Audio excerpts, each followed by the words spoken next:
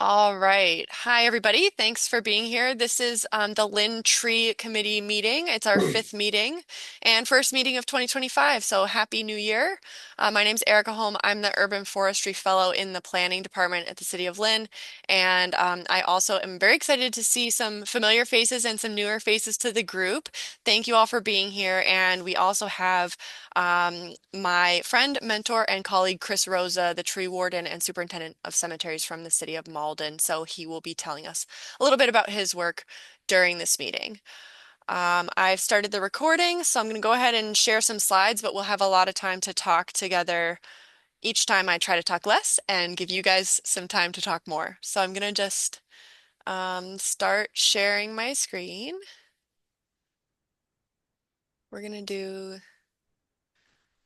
screen one. Oh, I said I got better at this, but did I? Can you guys see the slides? Yep. Yes? Great, awesome. That's just what I wanted to happen. So, welcome for the meeting. We'll do a little bit of background just for anyone who's not as familiar with what we've been up to, some updates from stuff I've been working on and others in the city. And then we're going to talk about mini forests because we had some interest in our last meeting about the topic of microforests, Miyawaki forests, kind of clustered plantings of trees in the city. I'll talk about one I've done. Chris will talk about one he's done. And then we're going to talk about Chris's book, which is free and publicly available on the City of Malden's website. We have a link in the presentation, but he's going to tell us a little bit about some of his experiences in tree management best practices. And then we'll have 25 minutes for talking together, questions you might have. Could be about stuff we talk about, could be about something totally different. And then we have meetings every month. So we've been doing them on Zoom Thursdays at 6 p.m. Sometimes this works for people and sometimes it really doesn't. So if we need to send out like a rescheduling thing, I'm open to that. I would love to just make sure that as many people can attend as possible. So that's what we'll do.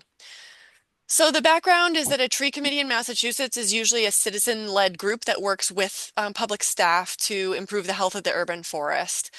They can do that in a variety of different ways. It's different in every town, and I see someone joining on a phone, so I'll let them in.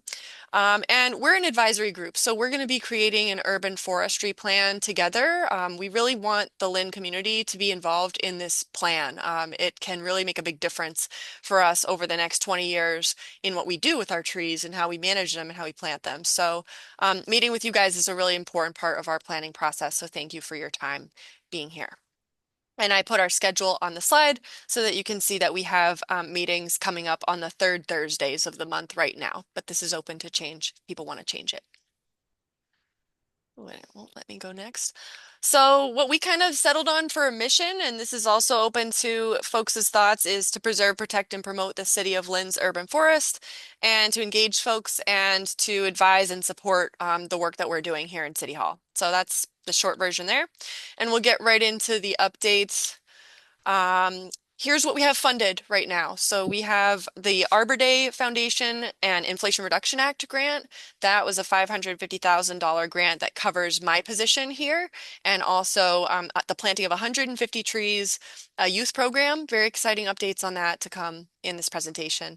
But we also have two state grants that are active right now, one to expand and create new tree pits, and one where we have recently gotten our completed tree health survey done. That was basically looking for older trees that are potentially a tree of concern for the city, something that we might need to act on sooner rather than later for a public safety reason. So that survey identified about 200 of those trees, just so that people know what we got back from that. And there will be more slides about that. So to jump in on our first grant, here's a little bit of where we are. I've been trying to put together better reporting so that you guys can have pretty full transparency into how we're doing. So we are about 20% complete with the number of days that I am working on this project, which is really was surprising to me. I feel like I've been here for about 5 minutes, but it has been a little bit longer than that. We have planted 32 trees already, and that's with only one planting season under our belt, so to speak. And if you look at how much we've spent out of the grant, we're doing a really good job being tight with our wallet on this and really spending the money where we need to. So I feel proud of this slide. The green dots on the right in that yellow area in the southern portion of Lynn, those are those 32 trees. So we do have quite an extensive mapping and information, like data management capacity here. And just to explain a little bit, that map on the right, the yellow area is the area that I can currently plant trees within. That doesn't mean we don't accept tree requests from all across the city of Lynn and then route them to other people who can plant trees. So the purple area is the DCR Greening the Gateway Cities program planting area. Those planting zones were expanded in recent years. So we can almost plant trees anywhere in Lynn. We just need to hear where people want them. So we've got our new tree request form. We've received quite a lot of activity on that. I think related to us sending out in the planning emails, hey, please submit your tree requests. That's going to help us with planning ahead for spring 2025 planting. Now, my strong preference would be that in spring 2025, we have multiple teams of people planting trees in about April, May. That would be the time frame. Rather than a small number of people planting trees for several weeks and doing that mainly by hand. We want to really amplify what we're doing, so we're going to try to, in my opinion, we're going to try to shoot for 50 trees planted in the spring if we can. The goal for last fall was 25, so if last season says anything, we will be planting more than 50 trees in the spring, but that's not a guarantee. It depends what we can accomplish together. There is a dashboard for viewing the trees. You can zoom in to this map on the left and it's interactive. So you can click on a point and see a picture of the tree. It also has the species of the tree, a photo, um, the details about the date it was planted. We're really watching and monitoring these trees. And then it tracks, of course, the number out of 150 that are associated with this grant. One unique thing about this tool is you have to hit cancel twice for it to let you in. It's a very I haven't been able to mitigate that bug in this program. So if anyone is a ArcGIS wizard, please let me know and we'll solve that.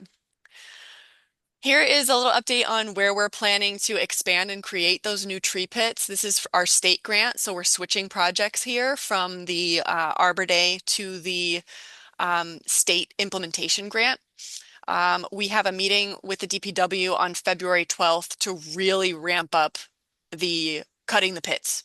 And that includes getting stumps from trees that have been removed, getting those out, and we need to grind those down to a depth of 36 inches or more so that we can plant a new tree in those holes. We wouldn't be able to accomplish our planting goals if we don't prepare the street tree pits that we need to plant in. So this is just a little map of what we have in mind for that. And then I mentioned our tree health survey. So this is a image that kind of shows that we've mapped those according to their priority level, with red being the high priority trees of concern that were identified by Jim MacArthur.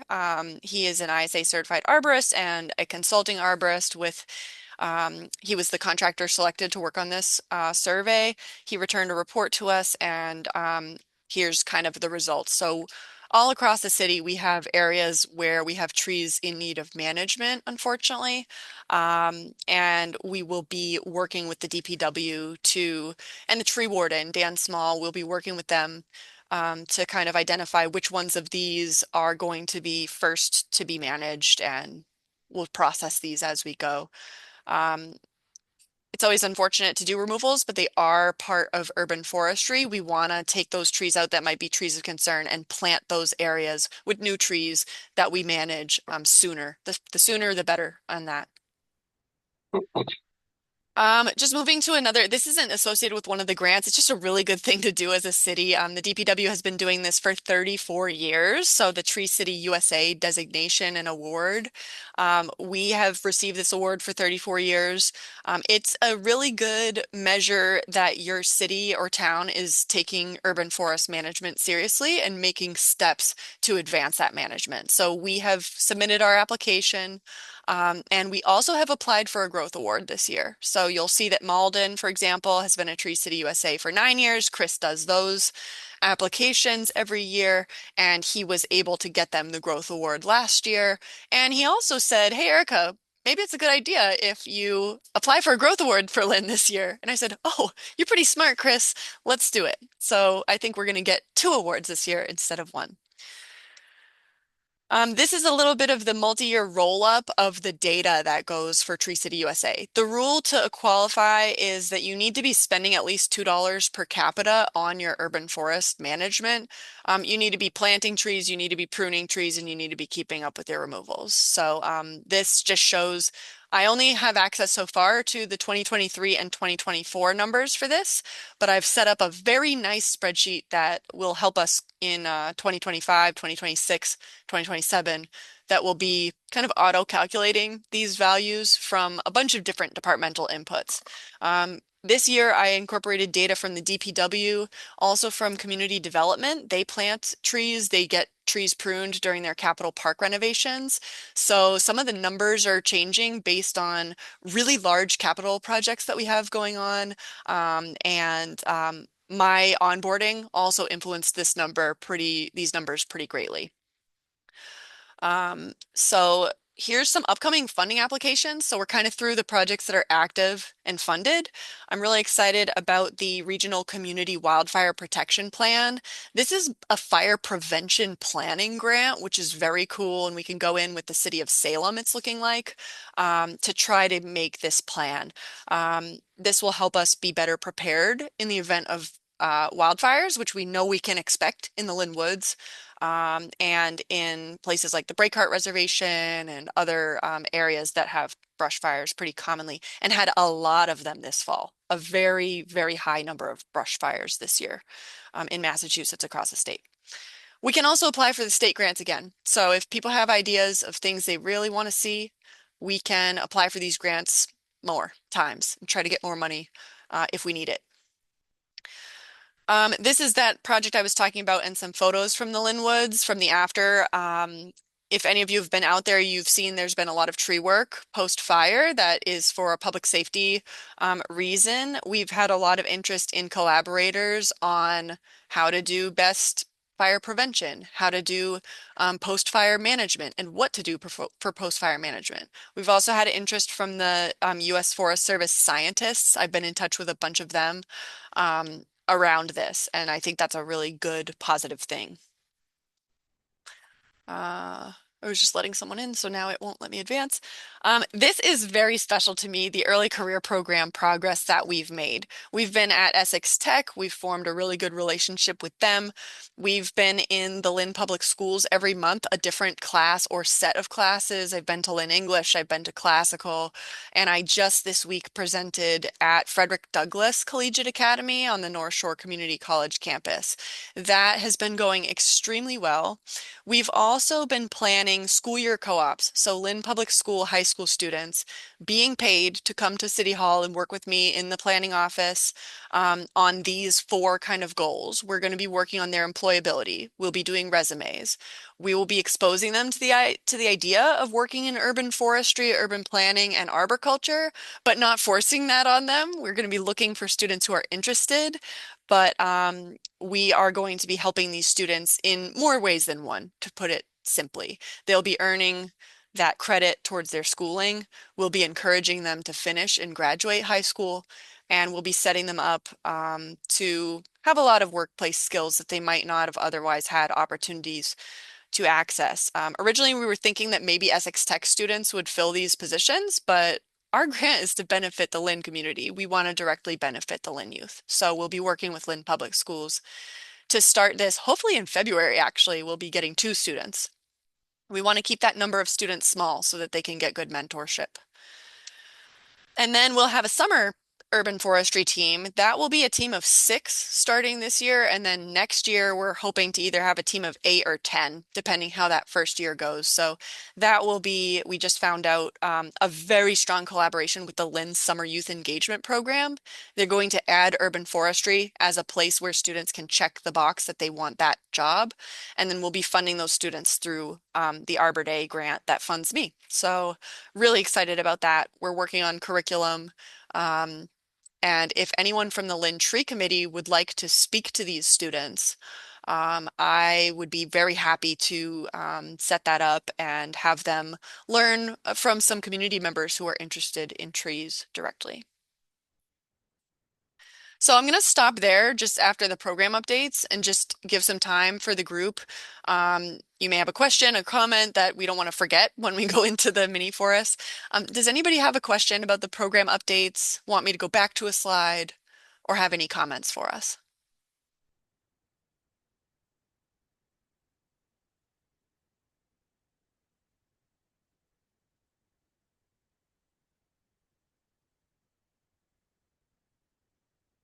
Go ahead, Chris.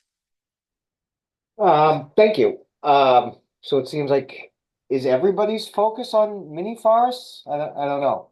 Is this what we want to really talk about tonight, or do we want to talk about the book? Like, what what's on everybody's mind? What do you think is a priority I'm for Lynn? interested in urban mini forests and guilds and things like that.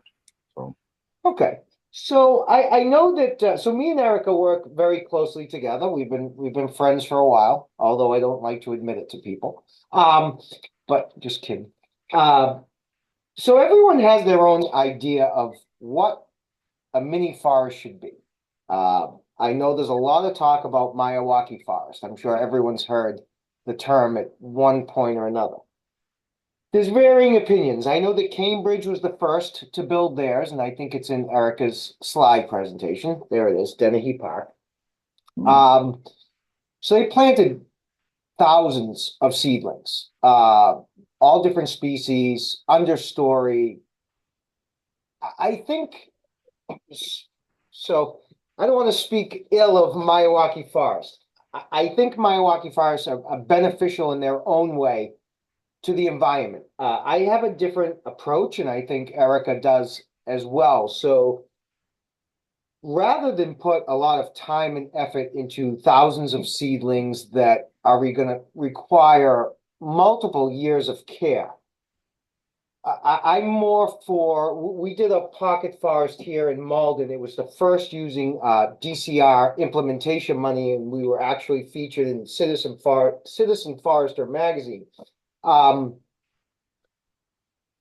I am more into mature trees, as you can see in the pictures. So these are 12 to 18-foot trees, spaced 8 to 12 feet apart, understory plants, and mostly native. So this small park, believe it or not, was on a little less than 1,500 square feet. It's tiny, but we were able to squeeze 22 trees into that spot. Some of these did change last minute because of the availability so late in the year. But we went, except for the yellow wood, we went mostly native, which is something you don't really get out of a Miyawaki forest, okay? I feel that, I think there's a lot of people in the industry that feel the denser the forest is, uh, yes, it grows fast, but you have a much more condensed space and a narrow canopy. And the problem with that is a narrow canopy doesn't really sequester as much carbon as a fully formed forest, and it's hard to replicate a forest using the Miyawaki method. So there's no substitutes to a true forest. Okay. And that's what we're trying to do now, as you can see by this map. So this overlay. So 21 different native trees to allow more of a not such a dense growth on the canopy on the forest floor. Tighter forest floor means less room for wildlife and less room for these trees to grow. So just think about it. If you're planting, say, 1,000 seedlings every foot apart, you're going to lose at least 50 to 60% of that forest just because they can't support the growth. It's too tightly packed. So we're trying this method. It doesn't have a name per se. It's the first time we've done it, but 22 trees packed into a 1,500 square foot spot with understory plants, mostly native like wild blueberry, dogwood, things like that. So it's much more natural and it's a longer sustained growth and a bigger canopy, which is more carbon sequestered. I know that you did a forest too, right? At the Emerald Necklace, This one was actually the Boston Nature Center, so I'm Boston sorry for Nature. Right. switching the slides around so That's much, okay. y'all, but it's good to go back and forth through them because this one on my first slide was the Danahy Park one. And this was when they first installed this. So you can see the fence is not up around this yet. So that's when this photo was taken. You can see the density of the plants and the size of the plants at the time of planting really looks like a 1 to 5 gallon pot over here. That kind of looks like what they did to me. They might have also done plugs. In my mini forest that I did a lot of plugs and I went up to a 7 gallon tree. So you're seeing multiple different methods of doing sort of the same thing in 3 different communities in this presentation. Chris, do you mind if I just go through this a little bit, or No, do you want to go back to your no, planting? go ahead. No, that's great because there are different methods, and time is going to determine which one works the best. This Miyawaki method, Erica's method, or my method of 2 to 3 inch caliber trees, well established. So yeah, go. You can go through each one. Yeah, so the Danahy Park one was done by Bio for Climate and Sugi Project, just so that you guys have heard the names of the people who've done these. And they actually have like multiple mini forests in Cambridge now. There's been like 3 or 4 other ones done in Cambridge since this Danahy Park one. Um, you can see the location of this one. I also want to call out it's in Danahy Park, which is a very large public open space that does have, you can see behind the pocket forest there's a pocket of forest. So this is kind of an addition to that. This is a beautiful park if you haven't gotten the chance to go, but just think about like where is this located in the landscape compared to the one that I'm going to show you from the Boston one, and then compared to Chris's, which is along a street. Um, One thing I don't personally love about using the term Miyawaki forest is that Akira Miyawaki was an actual botanist, a Japanese botanist, and a very good one, and a very good community engagement person. But I never knew him, spoke to him, deeply read his scientific papers, which are out there and are fascinating. I've heard very good things about them.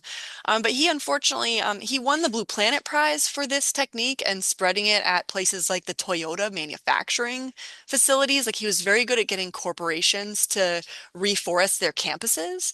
Um, and I don't like using his name on projects that I'm doing if I don't understand his full body of work.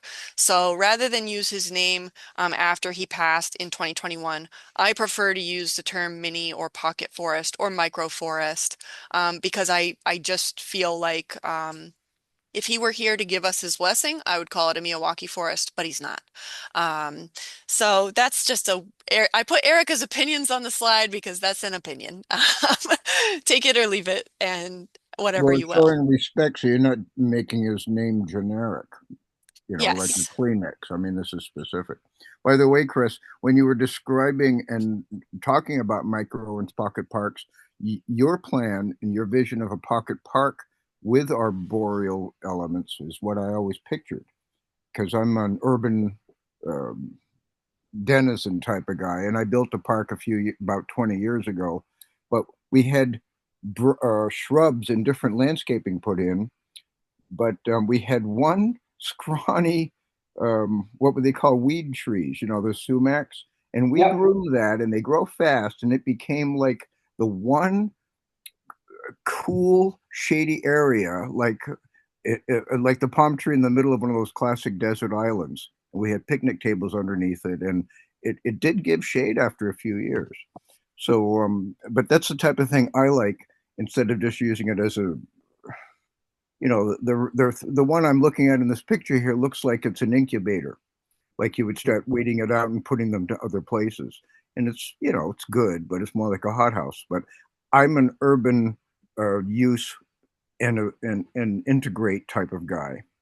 So I like the idea of having trees in little clusters, but you put some park elements in there too. Right. And I want to make it clear, like I don't think the Miyawaki method is bad. It has environmental benefits being used in the right situation.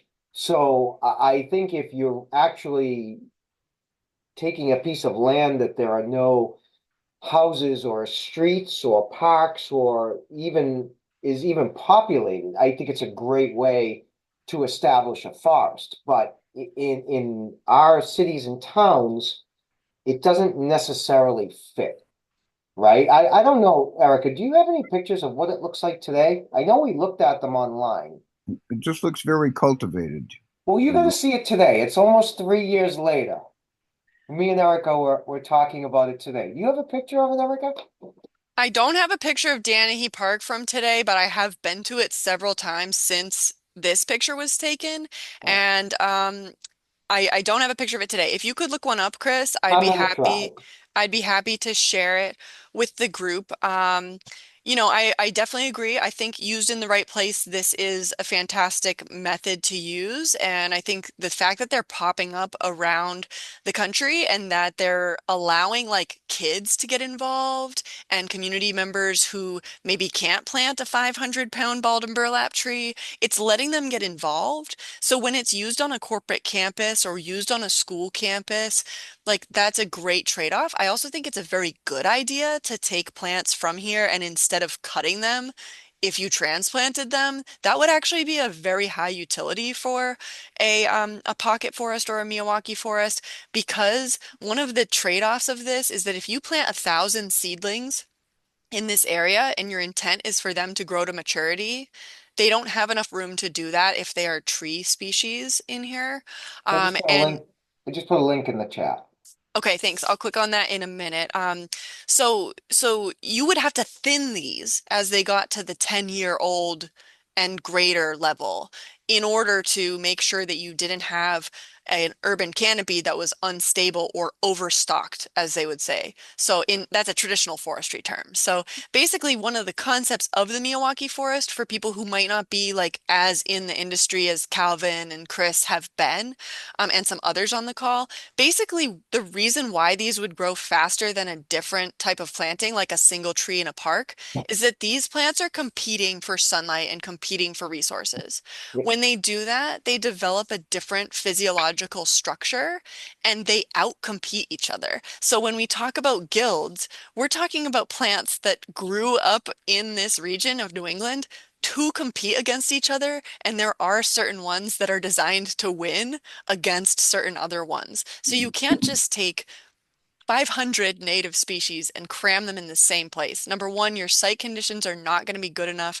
Number two, your fast growing, early successional species are going to outcompete your shade loving species, which can be open grown, and you're going to have some problems with trying to mess with natural forest succession. It has an order to things.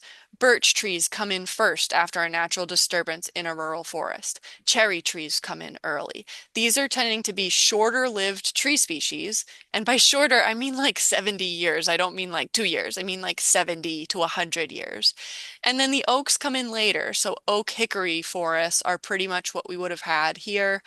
There's a couple other forest types that I'm not going to spend too much time on. But all this to say, the reason you do a dense planting of trees is to mimic and accelerate taking advantage of the process of forest succession, where trees, if you clear the land here and you leave it long enough, it will become a forest.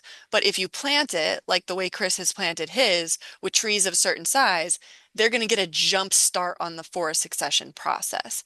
That's why you'll see, oh, Miyawaki forests grow 10 times faster than a traditional planting. That statistic is that they will grow faster than if you plant a monoculture of white or red pine in Maine. Like that's what it's comparing it to, is a monoculture of spaced forest trees. Well, and also the reason why it grows so fast is because so they're all competing against each other, right? So when they're planted so densely, they're all trying to get to the sun. So as they have to compete with each other because each one is stretching upward. So you start off with this very biodiverse and species diverse forest, but over time, it doesn't work out that way. That's it, if Erica pulls up the link. I mean, I think sumac right now is the most popular species that is kind of taking over that forest. It looks nothing like that. Is it showing? Scroll Yeah, down, so if you right? scroll down, so Here. it shows the picture to the left. This was year one. Yep, keep scrolling. Oh, And this here's one picture, thing I just want to say. I personally don't love the idea of including a survival rate in here because the intention is for the plants to outcompete each other by encouraging that growth towards the sunlight. And I also believe in if native trees have seeded into your microforest and you didn't plant that tree, that's not a reason to take out that tree or mark it less than a tree that you planted. The intent is forest restoration, not forest control. so if you scroll up a little bit more, yeah, so that's what it looks like today to the left. I I see I those don't, sumacs in there. what's that? I see the sumacs right there. There's a ton, and I don't really consider that, I don't know. I guess it could be considered a forest. I don't see it that way, but that this is their, so yes, wait a minute, scroll back down. So they're going for biodiversity, but they're giving you numbers. So 45 is the potential number of mammals. 175 is the potential number of birds. So nobody knows if there's five different kinds of birds or 175. It's all a guess. And that's what it looks like. So now, of course, they have their urban heat profile, and yeah, in the middle of this, it's cool. But in the middle of a weed patch, it's cool too if the weeds are 4 feet tall. I mean, because the sun isn't hitting the base. So I don't know. It has its uses, but I wouldn't do one at Lynn Common, or I wouldn't do one, and I'm sorry, I don't know all the streets in Lynn, but I wouldn't do one along the Linway. I mean, there's spots for it, and there's spots where it just doesn't belong. How So, dare you not know every one of our streets, Chris? You better come hang out with us a bit more. well, we're working on that. We're working on that. We're working on getting Erica some sighting, potential sighting for tree pits, and we're actually working on a book for the City of Lynn. So I Let's get did. to the book after the forest, Chris. Wait, wait, Okay. wait, wait. All Sorry, right. I'm sorry to sorry. interrupt you. I No, just want no. to talk a little bit about the mini forest that I did because we have to Absolutely. talk about me. Uh, unfortunately for the crowd here, we do have a captive audience in some ways. We did have Mayor Wu out to the Boston Nature Center to do our microforest. This was when I was at Mass Audubon. We did this absolutely this was a very convoluted, this was called a Miyawaki super clump. They did this in Northern Virginia and they posted a planting plan. And I said, ooh, I will take that and I will use that to put the canopy trees in certain locations and the understory trees in certain locations so that I could try to maximize the retention of those shade trees. Now, this project was a canopy closure effort, so I don't have the aerial imagery, but this was basically a road that was decommissioned. So I was like, ooh, nice. Let's depave that, bring back soil, plant some trees, pretend there's no fence there. And this is how we got them to the site in my Honda CRV. So I really hope this doesn't happen again in my career. But I know that it might at some point. But it really takes dedication and teamwork and partnership to get something like this done. We removed about 1,900 square feet of pavement and we're going to connect this forest. If you haven't been to the Boston Nature Center, I highly recommend going there. I planted over 200 trees on the site and it is an urban nature sanctuary that is pretty awesome to visit. And I've got some people joining, so I'm just managing that. Here was Power Core Boston, which was the vulnerable youth training program, Work to Learn, for young people 18 to 30 years old. They helped us plant this forest. So not to underestimate the utility of a mini forest for more than just the reforestation. This is a training opportunity. This is a community engagement opportunity. This does create funding opportunities, which is very important for a program like ours in Lynn, is that if someone wants to fund a mini forest specifically, we might want to jump on that. We might decide as a tree committee that we'd be interested. This is my microforest after one growing season. So you can see that the trees act fast. They are going to grow pretty fast. We had birch trees in here. We had little tiny hickories and little tiny oaks in here. So the knowledge is that those are in here. All of these weeds did come in. A lot of this is weeds. It was a very big effort on my part to try to advocate for people who are very knowledgeable at plant identification to be going in here and weeding this. And the people who were most frequently responsible for doing that were myself and my environmental fellow, Amara Chittenden, who is running the Boston Tree Alliance now. It's very hard to train volunteers to identify this number of plants. I planted 33 different species in here on purpose, and then we had a ton of native and non-native species come in afterwards. We also had to do extensive rabbit guard, and it didn't work on a lot of these trees. You may be familiar with this in Lynn. We have eastern cottontails. They will eat your plants. I recommend shelved grow tubes, and I do recommend trying to secure the plants. That's why there's a fence around this. Luckily, there are some guides out there that are really good. I have some of them here in this office about deer and rabbit resistant plants, but this is all part of planting one of these is you have to be aware that some of the plants that you plant are not going to live, and a lot of plants you didn't expect to show up are going to show up. So then we have Chris's thing. Chris, do you want to talk about your microforest anymore or spend any time on some of the pictures? This is from today. Yeah, so that's what it looks like today. Unfortunately, it's not leafed out, but yeah, so you could see, every 8 to 10 feet apart, these are pretty mature trees. I mean, some of these river birch are almost 20 feet tall. In the spring, we will be doing more understory, and we have a couple of local groups. One is Malden Grows, one is the Malden Community Gardens, and they're going to do some perennial gardens and some more understory in these areas. But right now, I mean, it's only 3 months old, but we're very excited for the future of this park. It is actually a cool little story behind this too. It's a very small piece of land. That greenhouse behind the picture, uh, the homeowner there, this was actually forested at one point, and the homeowner didn't think the city would notice him cutting down all the trees to expand his driveway. So it was kind of fitting that we put back 16 more trees than he illegally cut down. So it was a little bit of payback as well. Um, but no, we're very excited. We have two more forests planned, and we actually have one planned here at the Forestdale Cemetery, which I'm the superintendent of. That's a kind of a personal project. It is going to be a pocket forest, but I was able to get the cemetery arboretum status. So it is going to be a little pet project. It's going to be a Trees of the Canadian Forest exhibit. So I actually have all the trees here where it's going to be a very select group of trees. Red maple, paper birch, tamarack, quaking aspen, things that you would find in a Canadian forest with its understory. Wild blueberry, lingonberry, things that you would not normally see in this region. So it's going to be a fun project. That will happen in the spring. And Erica, I'm sure, will be involved in some point. She helps me plant a lot of trees and vice versa.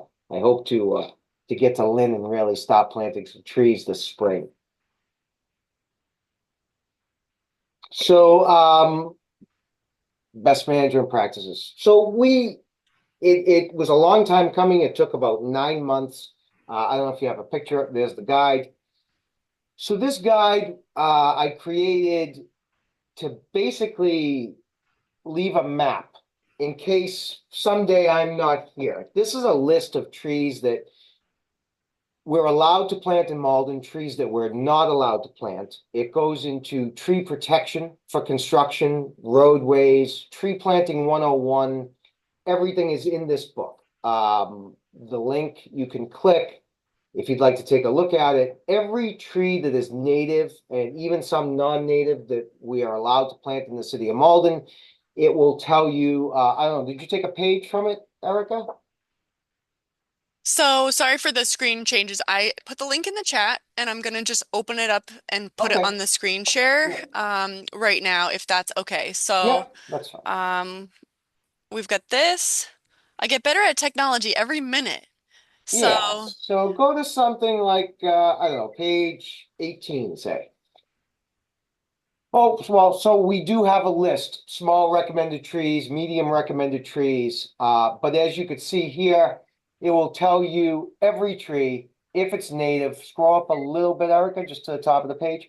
It will give you the hardiness zone, its mature height, its crown spread, its soil volume. Okay, so that 25 for hackberry means you should have soil volume of 25 square feet, which is basically a tree pit that's 5 by 5 if you plant it on the sidewalk. That's the minimum it should be to support that tree. And then it will give you all its tolerances. Does it like drought? Does it like poor drainage? Salt? And then features. Does it have a fruit?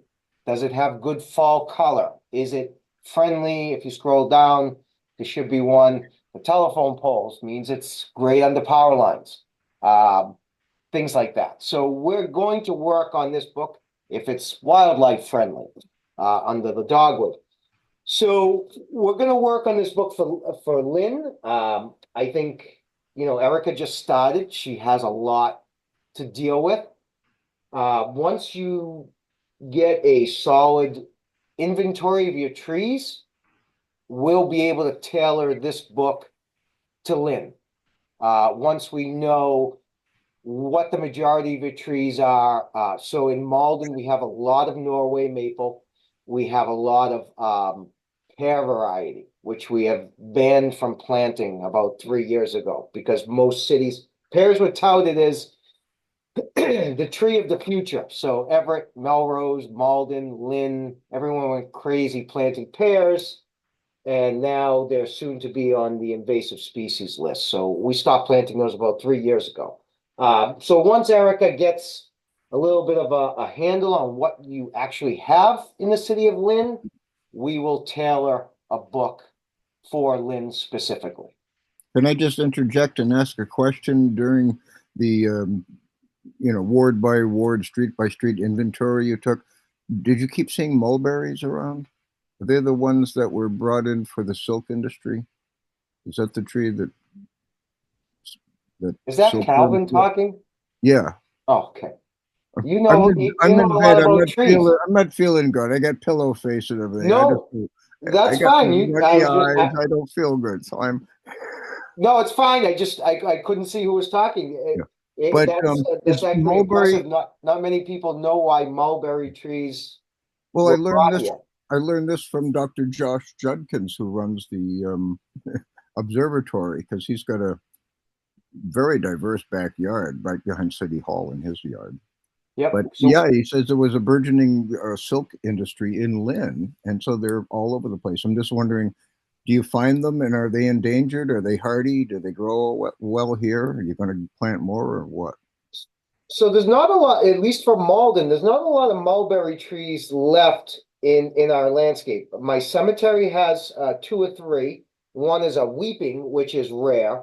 But a lot of the mulberry we failed to replant, and a lot of them were actually devastated by silkworm. So Calvin's Ooh. right. So mulberry trees were brought over by the pilgrims to actually get eaten by silkworm to develop the silk industry in Massachusetts. That's how we that's how we got our silk.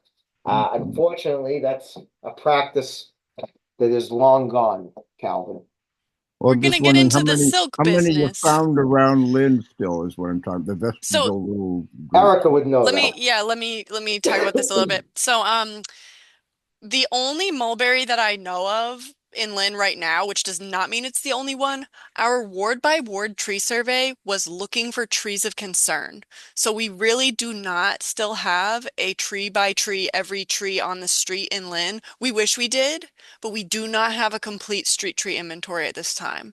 We're working on it. We're letting the youth and volunteers, we're probably going to have a volunteer thing around this as well. That's worked really well in the past. And by in the past, I mean like I was just watching a video about the 1994 for volunteer street tree inventory in the town of Brookline. So this has been happening for a long time. I keep finding old plans and documents, and John Moberger did a fantastic job with doing a lot with trees in Lynn. But we do not have a ward by ward complete street tree inventory. I just want to be really clear about that. We do know where our large dead street trees are right now Mhm. at this moment. So in those, mulberry is not a common component. I'm not looking at the list right now. It's 200 trees, so I don't know every single tree on there right now, but it's not common. The most common tree species that we have on our tree of concern list right now from our health survey report are Norway maples. We Yeah. have very many Norway maples that have either had intermittent management, poor management, or storm damage, or other problems that have kind of beset them since they were used to replace the American elms that we used to likely have lining streets in Lynn and other Yeah. species. I have a So cluster in my backyard. They're shady, but boy, they eat up all the light and all the moisture out of the ground. and they do send out many, many seedlings and become invasive. There is a mulberry that actually has invasive tendencies into forested natural areas, so that's another reason why we wouldn't necessarily plant them, especially around our mini forests. Although the food is edible from them, so I'm thinking that if we do a food forest in Lynn in the future, we will definitely be looking at mulberries as a component of that or those types of plantings. If we keep hearing that food production is really important, we'll do that. There is a twisted, so it's multi-stemmed, and it's twisted around each other, mulberry, right directly in the middle of the Lynn Common. If you want to know more about mulberry, I highly recommend going and looking at that tree. It's very beautiful, and you can eat the fruits off of it during a certain time of year. Don't eat too many. And don't call me as the responsible party for food poisoning if you do get it from that tree because I'm not recommending that you go to that tree for your food, but Don't worry. Good it is coverage out for there. liability. Don't worry about it. Chris, you're muted if you're talking. I can just barely see you. Yeah, can you open up that link I just put in the chat? Well, maybe if you made it clickable next time, Chris, but now I'm going to do a Oh, copy and paste. Don't worry. Have no fear. The millennial is here. so Erica has a lot of work ahead of her. This is what you will have at some point in the near future. So this is Malden's tree inventory, and it took me years to get this, and I mean years. So if you want, you can expand it, Erica. So every dot in this map represents a tree, and as you can see on the right, it will give you the common, the scientific, whatever name you want, and you would be able to look, see how many of each tree you have in your city. Just pick a dot, Erica, and click it. Anyone on the map. Oh boy, I'm not good at using your tool, Chris, because this is That's in Tree okay. Plotter, which is a specific management software that you can buy. Right now, just so people know, our tree inventory is in ArcGIS, which is a system I know much better. But I'll click on this green one right here. Yep, click on anyone. Oh no, it's an ash. Oh, okay, great. Details or Yeah, eco Street View. benefits? So, Street well, view. any dot you click on, Oh, that certainly is an ash. yep. So you'll be able to see a street view, where it is. If you want to click out of that, the first screen will tell you, oh, wait a minute. Sorry. That's okay. You gotta tell me specifically the That's name of all the right button. there. So it will tell you what the tree is, the address, the DBH. You can click the street view. She'll be able to see that tree from her office. Limit the amount of time she'll have to be out in the field. And then if she had, which she might for my system, if she has credentials to log in, she'll be able to enter under details every time she visits that tree. So every time forestry or myself visit that tree for an inspection, a prune, a fertilizer injection, anything, it's noted. So we're able to track every tree and what is done with each tree on a daily basis. And this is what we look forward to. So if you scroll down and if you go to pear, like Oh, you'll be able to see why when I got got here excited on the about plum. calorie, I have right there 1,297 calorie pears in my inventory. There they are. So we've banned the planting of pears in Malden. And this is where you'll get to in Lynn in the not so distant future. Erica will be able to really pinpoint this and create your book, see what you're lacking in as far as species, see what you're overpopulated in, and that's definitely going to lead to a healthier canopy and a healthier ecosystem. And there's one of Chris's mulberries somewhere in there. Four That's a inch. that's Oh, a Coosa dogwood. Coosa dogwood. Well, Yeah. we don't know where his mulberries are, but hopefully he'll find them. And Calvin, maybe you can go check them out. Yeah. Well, you could see one. Oh. Oh, that's okay. Yeah, there's only three. All right. Okay. Well, thanks everybody. Thanks, Chris. What is DBH is a question that's coming in from Heather. So DBH is diameter at breast height. It's a measurement that urban foresters use to estimate the size of their trees. We don't usually go talk about trees by their height when we're talking colleague to colleague or arborist to arborist. We usually talk about them by their DBH. And then if we have DBH and species, a good arborist will like have in their mind pretty much what that tree looks like or might look like just when talking to each other. So sorry, I try not to use any acronyms, but DBH is diameter at breast height. It's something that pretty much anyone can be trained to measure accurately. They do need a DBH tape because it's the diameter, so the cross section of the tree. It's not the circumference of the bark, but you do measure it around the circumference of the tree at 4.5 feet high. But it's measuring the distance of that diameter.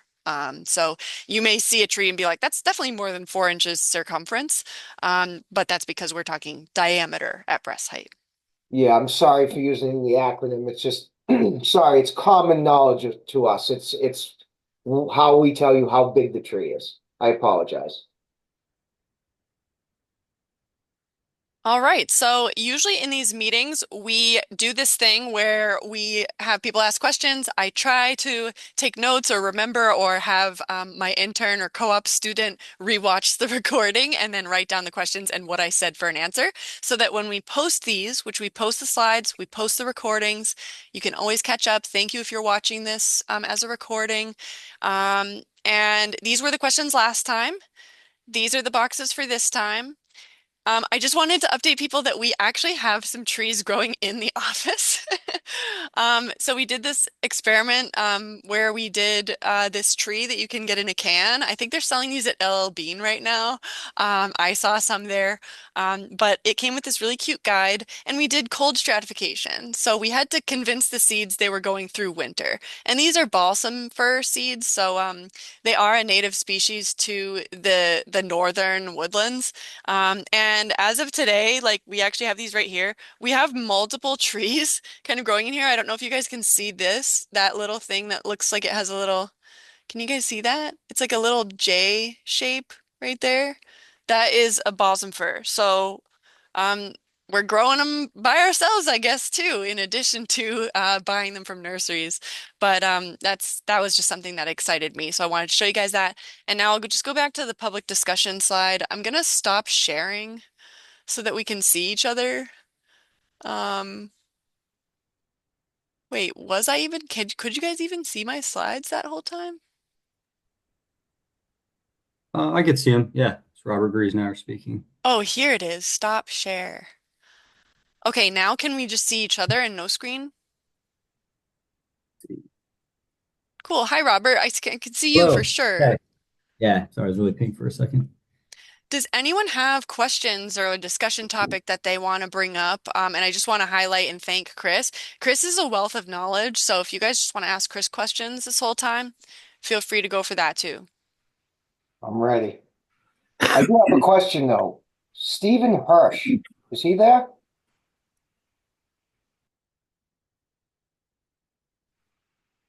He doesn't want to answer me. I'm He's wondering, mute. is that Hirsch Landscaping? Oh, He's muted, and that is Hirsch Landscaping, I believe. Thank you, Steve, for being here. You I are think muted. I think There I you go. I know him. couldn't unmute. Sorry about that. I Hi, think I know Chris. him, Stephen. I owned Alpine Landscape Company for 34 years. Oh, okay. Now I We've run into each other several times. sure. Glad you're here. Thank you. Sorry, Uh, that I was had one bugging me. question for you guys running the call. I guess a couple questions. Sorry. Are there any opportunities for us to get kind of involved if there's any tree planting stuff? I just moved to Lynn about a year and a half ago. I live near the Flax Pond area, so it's kind of interesting seeing that call from or that question from one of the previous meetings. Sorry, I was finding the unmute button and trying to get my note taking set up. Yes, the short answer is yes, there are a lot of opportunities to help. I am looking to the Lynn Tree Committee to also help me with those ideas. So one thing we wanted to ask the group was about how to spend our community engagement money for our implementation grant. In the last meeting, we had a discussion about getting some 2.5 gallon jugs potentially when a PHC, so plant health care, arborist company is done with them for the season instead of throwing those out and making some more plastic in the waste stream, getting those, getting some branding, putting that on the watering, having people kind of adopt their street trees. We do need to have some training associated with that. There are a lot of ways to um, mishandle a tree at planting time, plant a tree at an improper depth, overwater a tree, underwater a tree, water a tree in a very unnatural way. So we really Mhm. will have a lot of opportunities to do this. I'm looking to the tree committee to help me because I don't have like a large staff. So I could envision seeing a volunteer program that involves myself. Anybody who really wants to take this on as part of the tree committee, it would be great to put on your resume. Like, hey, I've Mhm. kind of launched this volunteer program with the City of Lynn. Mhm. And I would really want that person to want to work with the youth in the youth program because it would be very beneficial for them. I know the Flax Pond specifically has the Flax Pond Association. I would really love for them to be like kind of partners and to support through our program anything that they're doing. I know that Flax Pond did have an Arbor Day. Our Arbor Day celebration was around Flax Pond last year. This year we'll be looking to do multiple schools and maybe something in the downtown because there was the first Mhm. thing I learned about when I came to Lynn was some tree removals in Central Square that were quite the discussion in the community after those happened. So we might be trying to do multiple things on Arbor Day. But yes, I'm looking for volunteers. I do think I need to have people sign a volunteer form, but then after that, I can set you up to be inventorying trees. I can provide trainings like Okay. that. I do need to hear the expression from people that they want that. Mhm. So if you have Okay. ideas, please send them along to me. Yeah. I'm on the board for the Flax Pond Association.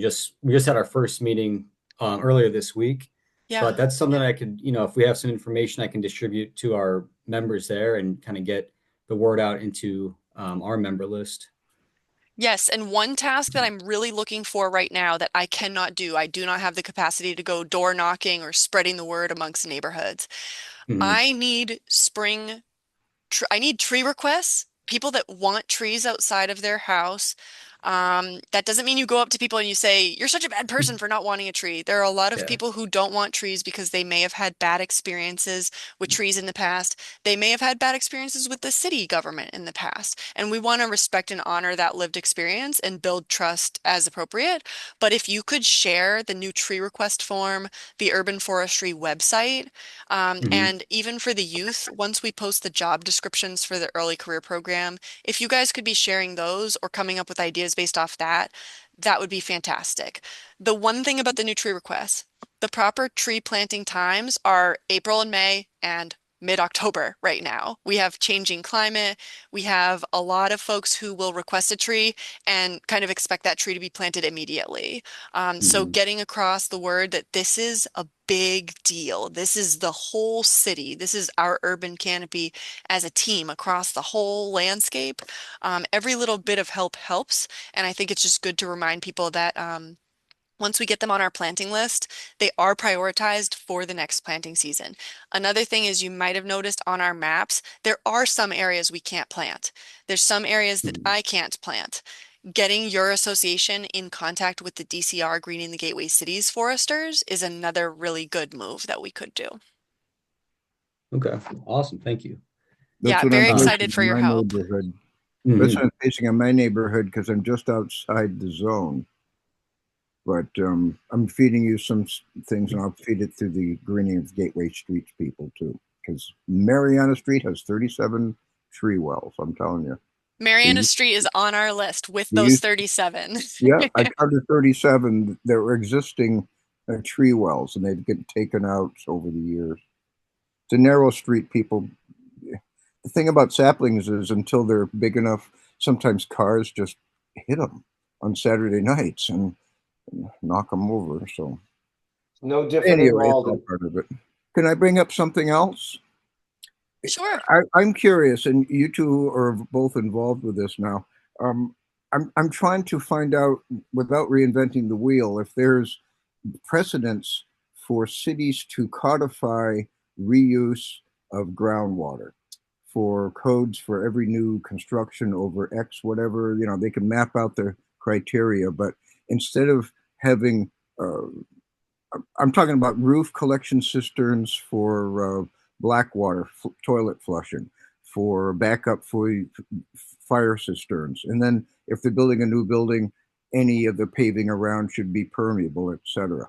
So I'm just talking about, without reinventing the wheel, are there cities that have already done that? It sounds like a California thing to me, but It does sound great, Calvin. I'm gonna just quickly answer this with right department, planning department, and Lynn Water and Sewer. Wrong person. I really can only focus on trees, tree planting, tree policy at this well, time. I'm what very what interested in what you're saying, but that's gonna I, go to Aaron. all right. What I'm getting at is if we start doing this thing, would you sign on as speaking up in favor of it at public hearings and with legislators and people like that? I would need to see the specific policy change being recommended before making that decision, Well, I but was in expecting theory, you and Aaron would be writing it. So, well, send that email to Aaron, and all right, I then will. he will be the right avenue to work on Yeah. that through. It, Um, it came up I at a public hearing Tuesday night, and if you haven't seen that, you might want to revisit it too. Okay, we'll make sure to watch that hearing and Yeah. and get in there. I was interested in what happened with the there was something with schools and young people as well that might be influential to the youth program. But yes, I'm very interested in groundwater. Trees do a lot for stormwater filtration and absorption. So actually in our presentation, if you caught it, I'm not gonna go back to it because I'm trying to take notes as well. But there was a picture of Chris standing next to his pocket forest. Now, in that picture, there was water from Chris's watering tank on his truck, um, kind of being like let out onto the sidewalk. Chris, do you want to talk about why? Yeah, so one of the things that we did, so the frontage of that pocket forest was almost 80 feet long. Excuse me. So what we did was, uh, inside the curb on the sidewalk, we cut a 10-inch wide strip, the length of the sidewalk. We excavated it, we put crushed stone, and then we installed flexi pave. So you can see it in the picture to the left. So I had my tank running. So what we're also incorporating in the city of Malden now is the runoff from that sidewalk is falls through the flexi pave and feeds the tree pits and recharges the groundwater. And all of that water is not captured in our stormwater system. So we're relieving the stormwater, we're recharging the groundwater, and we're watering our tree pits at the same time. Now, with So it was something that gained a lot of attention. I actually have to go give a talk in Wakefield, Everett, and I think Mystic River Watershed, because this technique is becoming increasingly popular. good. Make sure you talk to Andy Hall here in Lynn as well. I only talk to one person in Lynn, so whatever Erica gets me involved in, I get involved in. You'll meet Andy. Yeah, I'm sure at some point I will. We're going to be doing a lot in Lynn. Like I said, with tree sighting, and we're going to be giving some classes, I hope, in Lynn on how to install FlexiPave, because that also gives you the ability to plant trees on sidewalks where you normally wouldn't. So we also use the FlexiPave in Malden, where if we only have a 4-foot wide sidewalk, we're planting a tree, we're flexi paving behind it and on the sides of it to still give us ADA access without having to cut the pit in the concrete. So we're going to be doing all of that, and we're going to be working very closely with Erica and hopefully we'll get a chance to meet some of you there, but we're going to be doing a lot in Lynn very Good. soon. Thank you all for staying after the end time of this meeting. That's exciting. If you do have to leave, we won't hold it against you, but I'm happy to stay and answer more questions. Robert, did you say you had a few? Um, One other question I had was, will these meetings always be virtual on Zoom? The hope is not. So the hope is not to have them always be virtual. The reason they're virtual right now is it helps me quite a bit in not needing extra staff to facilitate the meeting. I'm trying to Mhm. keep them outside of City Hall normal hours because I know a lot of people have other meetings on Tuesday nights, which is our long day. Um, I will be maybe able to do a little bit of a different schedule myself because as we onboard these youth, they're going to need to be here on Fridays past City Hall's close time. So the time and format of these meetings is actually up to the group itself. So if you have a time that would work better for you and you want to email me that, I will try to work that in. I would really hope that everyone would be wanting to come to our Arbor Day celebration. So please put in your calendars and on your radars now that the last Friday in April is Arbor Day. Now, I don't have the dates and times of what we're going to be doing set yet, and I definitely will need to be asking Mayor Nicholson what his thoughts are, what he'd like to do, where he'd like to be. But we've gotten some really awesome community input. So already, Jim MacArthur, who is the person who did our survey, he's been reaching out to the middle school. The Tracy School has also reached out to us. So we've got a lot of opportunities coming up around Arbor Day. I go absolutely nuts for Arbor Day. So we're Yeah. going to have T-shirts. If I have anything to do with it, we're going to go all out. So that would be Right. hopefully an in-person thing. These Mhm. meetings, having this recorded and accessible for the future is a very, very good thing in my opinion. It also allowed me to tally up the actual number of hours that you guys spent on these calls, and I included that in our Tree City USA application. So your time is valuable, and we want to make sure that it's all recorded. And until I get some more staff and co-ops and interns and people in the fold who are on a regular basis, like working with me, it really has been easiest. And I'm not saying it's been like totally easy, but it really has been Mhm. easiest to have these scheduled. We've only had 5 meetings so far. I would be open to whatever you guys want to do. Okay. That's good. That's some thought. That's great that they are recorded and ready for viewing later. I was driving when I joined the first half of this call. It was just on my phone, so I didn't get all the visual, but it'd be nice I can go back and see that. And then I did have an interesting comment with the on the mulberry discussion. I actually think that there's one on one of the edges of Flax Pond. I think it's a white mulberry, which I believe is the species maybe native to Asia. Is that right? So there's red and white, and it's Morris is the genus, and it's Alba is the white. I think that might be the non-native. Chris, do you Hmm. know off your head? Um, And I then believe it's the white, red mulberry that's native to here. Is that? yes, Think so. yes. But I think it's a pretty good sized tree. I don't know, maybe, a few No, inches in diameter, but red is native to from Massachusetts all the way to Texas, I believe. And the white is native to Asia. okay. Been a while since I looked that up, but Mhm. I'd be willing to bet I'm right. I'm not always right, but that one I think I am. That sounds right. That does speak to the like how common is this species. If me and Chris don't have it on our brain, that speaks Hmm. to just how infrequently we are seeing it. But I wrote that in the Yeah. notes, and we'll have to go see that tree. It's awesome. Okay. Now you're gonna make me Google it.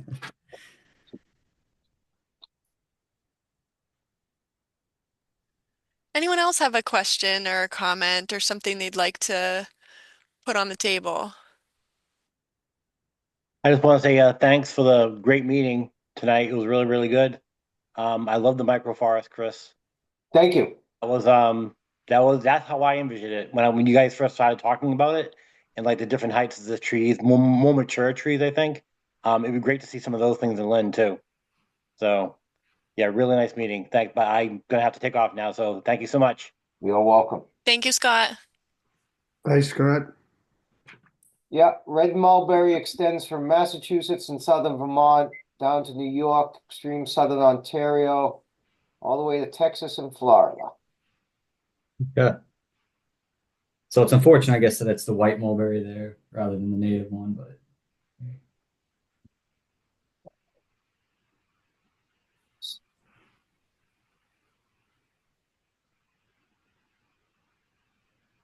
Yep, white is native to China and India. okay. You guys really started something. Chris is going to be Googling mulberries all night. Yeah. No, believe me, I've done my research. I just couldn't remember which one was native. I don't run across them all that often. Hmm. I mean, we deal with, I mean, things have been, I don't know.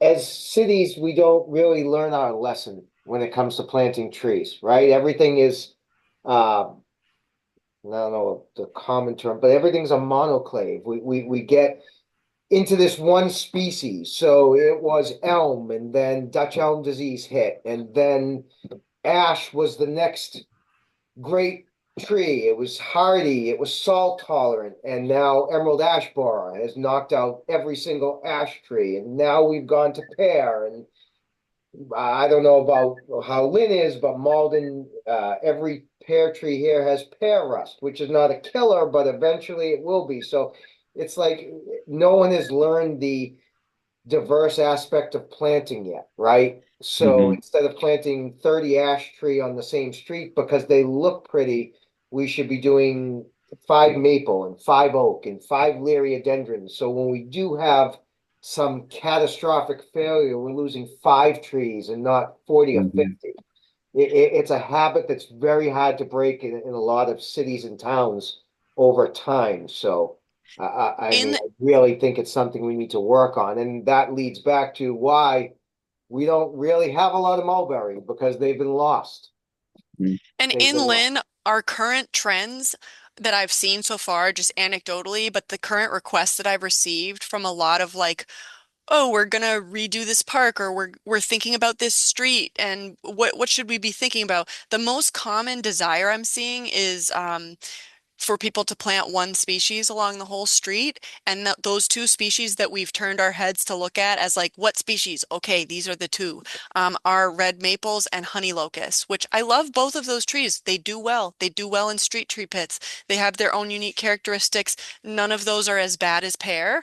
Hmm. We still have people planting pear in Lynn street tree pits because it's the cheapest tree they can find at Home Depot, which Home Depot should not be selling those anymore. It's actually illegal for them to do that. So maybe there's a volunteer thing. If you see Home Depot selling calorie pears, do a citizen's arrest or whatever you may find to be the most active way. Well, don't. It's not the employees working there's fault. Um, Yeah. please don't take that as a real But recommendation. it But I sure like um, my sycamores. sycamores, yeah, yeah. So those are the trees where people say, Erica, what kind of tree? I kind of like the red maple. And I'm like, you and every single other person who's approached Yeah. me kind of likes the red maple enough to plant them. The other thing I just want to mention, just because it's coming to my mind, is an obsession with planting large trees. So Chris made a good decision in planting larger trees than those 1 to 7 gallon, which are usually like a 1 inch tree at the time of planting. In Lynn, I've seen a lot of desire to plant 4 inch and up balled and burlapped trees. Now, we are going to have a really big problem with those trees long term because they're going to look all right in the first year after planting, and then they're not going to establish. For every caliper inch, and caliper, I'll just explain, is a nursery measurement. You measure it slightly above where the tree in the pot is at, and the caliper inch is like a caliper measurement. So it's not necessarily the same as DBH. But just for every caliper inch you go up in the nursery, it's going to add 1.5 years of time for those roots to actually acclimate Mhm. and start taking hold. So the bigger tree you plant, the bigger the risk that it won't become a canopy tree. But there is a threshold in an urban setting for that. If you plant a tree that's too small, the rabbits are going to eat it. regular wear and tear from people walking by and pulling on it is going to destroy them. So the research in the science, published science, shows that a 2-inch tree is really probably the best size for a street tree pit. I think that would hold in Lynn. We'll want to do substantial stakes to keep cars and people off of them. That's more so for the people than the tree in a lot of these Mhm. cases when you are planting a 2-inch tree. But there is no one size, there's no one species we should be planting. We should try to make our tree planting as diverse as our city is essentially what I like to tell people. Amazing.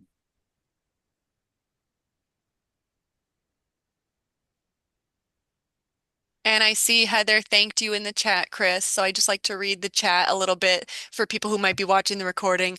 There was also 2 comments about rabbits having eaten gardens every year since people have moved to Lynn. That's so sad. Our defenses haven't worked yet. Yeah, we need some. Chris has coyotes in his cemetery, quite a few large coyotes. We've heard them hunting before. Not that we want to fill in with coyotes, but if we have healthy wildlife populations like our raptors, so owls and hawks and things like that, which will come about the healthier our urban forest is, hopefully they can help us with some rabbit control. And also for trees, I do recommend some sort of grow tube kind of at the time of planting, and then you just have to monitor it to make sure it doesn't girdle your tree as the tree grows. Like you have to take them off as the tree grows, but that crabapple in front of my microforest in that picture is a tree that was eaten above the trunk guard by rabbits, completely around the tree, which devastated the tree's vascular system, and that tree already died within 1 year of planting it. And that was a straight up rabbit kill, so they're tough. I have my coyotes to take care of that for me. If you all get a chance, please go visit the Arboretum at Forestdale. Chris has an orchard out front. He didn't even mention that. I did Um, not. our co-op intern, who's been wonderful, our first youth who's been paid like through the DPW to work on urban forestry in Lynn. Her name's Ava. She's been wonderful. She's doing a project that's going to inform the urban forest plan on trees and mental health, which I'm super excited. I'm going to share that with you guys next month, actually. But she was able to go out and help us put Chris's arboretum markers in the ground. So there is a tree walk that you will be able to go on if you go to the cemetery. Chris, do you want to invite people to your wonderful city? Sure, anytime. So the cemetery is at 150. I can put it in the chat, 150 Forest Street. We do have all of our trees tagged. Currently, we have 89 different species. And woody plants will be this spring. So once we do the woody plants, we will have over 200 species of trees and woody plants. So it's pretty cool to see. We have tags on them all. You'll be able to tell common name, scientific name, where it's native to, if it's invasive. So it's a really cool place to come if you've never seen a tulip tree or a katsura or a black walnut, horse chestnut, Osage orange, trees that I'm sure a lot of people have never heard of before because we just lost track of planting them. Like mulberry, you'll be able to see a mulberry too. You guys are welcome anytime. I can even put the number here if anybody wants to come visit and they want a private tour. I We'll be live here coming. at the cemetery, so I'm always here. We'll probably come visit in April around Arbor Month That's fine. That's when all this is happening. that's my cell phone number. We do an Arbor Day event here as well. And if Erica doesn't want volunteers, come on over to Malden and you can plant some trees with me. We usually do between 600 and 650 plantings per year. Now we're going to be fighting over you guys, so watch out because I might need some volunteers around Arbor Day too. But Don't I think worry, there's Eric, I'm committed to my city here. I lived in Malden for 10 years, but I'm here now. I've been here Oh, really? Oh, we have a 25 years. traitor. Uh-oh. Oh, I was there in the 90s. Oh, yeah. When everything was owned by Spatafora. It still is. Oh, It yeah. still is. Yep. They sell the flowers, and they're the undertaker. They also will cater the event, all of it. Oh, and then you go to Theater is Richie's still Slush there. afterward. The funeral home is still there. The flower shop is gone, but everybody else is pretty much still here. Well, Yep. Richie's Slush is another one. Spatafora slush. Yeah. He's a Spatafora. Yep. Wow. This guy knows his Malden politics. I don't know if there's much that Calvin doesn't actually know, so I'm not surprised by this at all. By the And way, we're starting to re up Spring Pond Advocates. We initially started it 10 years ago to keep out Walmart from building on the 5,000-year-old Wampanoag Indian formations up there behind, and now we want to get the three towns to seriously. It's for the slaking of the thirst of all three towns, Salem, Peabody, and Lynn. But after we had there's a fair amount of hobo campage that goes on up there, and that's where I think some of the fires started this last summer. So what we're I was trying to do there is in Lynn for the reactivate and get the fires. we're trying to get the state to include it as the DCR, get some funds and keep it kind of really wild, but just improve the parking a little bit, get it so it's less party oriented. Some of the places have broken glass where people party, but keep it as wild as we can with the trails that are there. But we got to have some kind of stewardship so that there is a way to fight those ground fires that happen in there. Yeah, no, I was there with Erica. When was that, Erica? Was that the fall? that was this fall, yes, right after the fires were in the containment stage, but not out. Yeah, we actually tagged a lot of trees that had to come down. Me and Erica spent This a is up day there. around It was interesting. Spring Pond. So, Calvin, just in terms of Spring Pond specifically, that's great news to hear that you're reinvigorating that group. It brought to my mind, and I will talk about where we were for the fires for a second after this, but it brought to my mind something that might be interesting to some of you in the group, but also like specifically Calvin and Robert, since you are affiliated with these groups. At the beginning of our Lynn Tree Committee meetings, I have a community update slide. If you guys have anything that you want to announce through this group, we would be happy to kind of put that out there. We did it for like the DPW park cleanups, things like that. So if you guys are having a meeting that you want the public to be invited to, I might be able to include it in my slides. Just didn't want to forget to say that.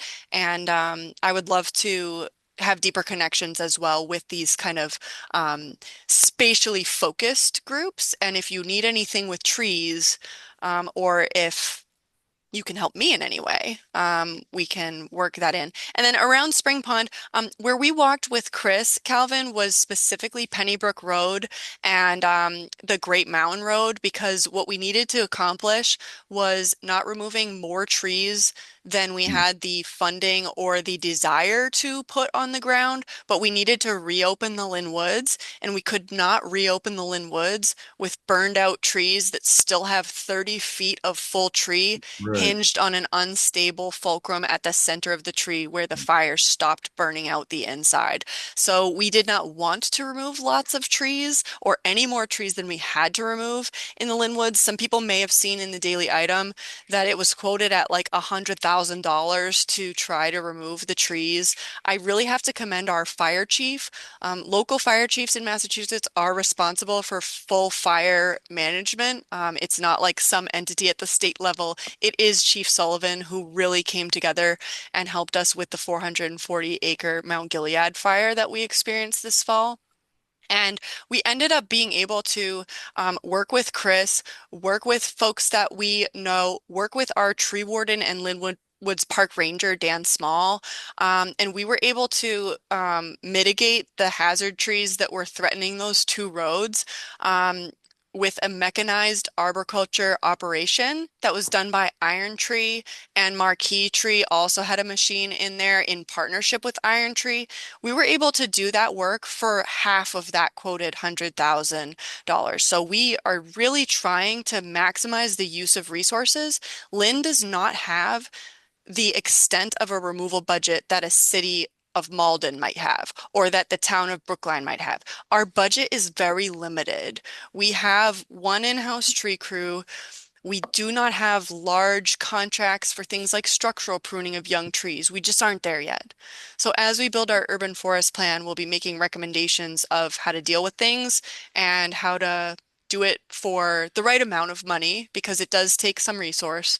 But really try to keep all the trees that we can while keeping the public safe. Yeah. Remember, Yeah. Spring Pond is up behind. It's off of Western Avenue, so it's a whole different thing. We're just trying to.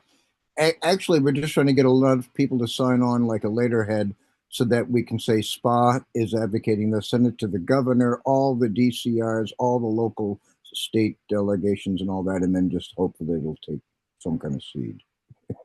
That's fantastic work. So folks here, if you're listening to Calvin and you're interested, definitely let him know.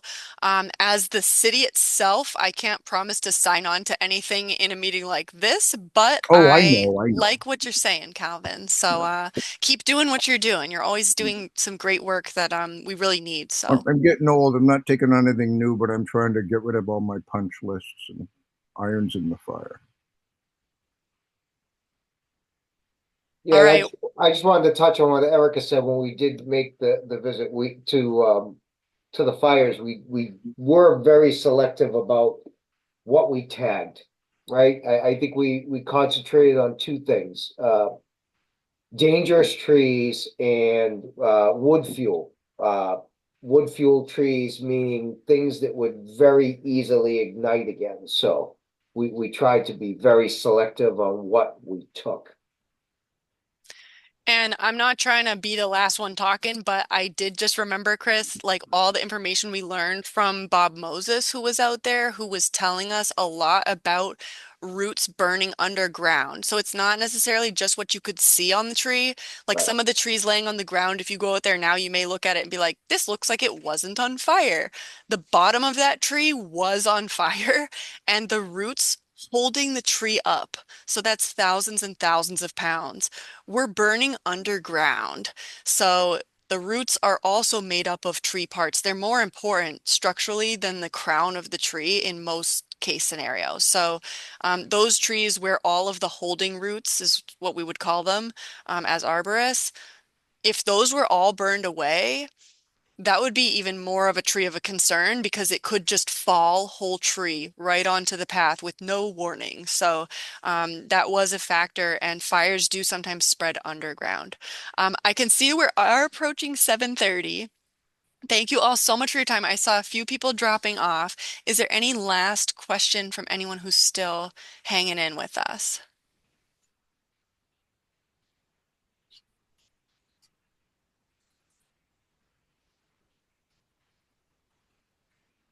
When can I come to Lynn and plant a tree? Never. Um, when it's the right time for tree planting, we will get you up here as soon as we can. I So look forward to April, it. April. Good to see you, Chris Thank and you. Erica. Thank you. I appreciate it. Thank you. I didn't see you, Stephen, but I remember what you look like.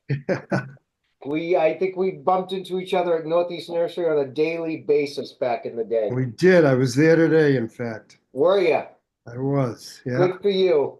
You're Yeah. a better man than me. 35 years was enough for me. I had to sell it. You're a smarter man than I am. Uh, too many years. Yeah, it was too many years. I started the company in 85 and I came with the city of Malden in 2018. So I thought this was going to be an easier retirement gig. It is not. Right. Well, I'm still battling with the day to day, even at this time of year. Yeah, I know. Things have changed a bit. Yeah, they have. It was good to talk to you, though. Same here. Hopefully, I'll see you in person soon. You got it. Yeah. Good night, Yeah, everybody. thank you Thank you all guys. so Thanks very much. much. Have a Erica, great I'll give night. you a Yeah. call. Please do. Bye. I will. Thank you. Bye. Thanks. Bye.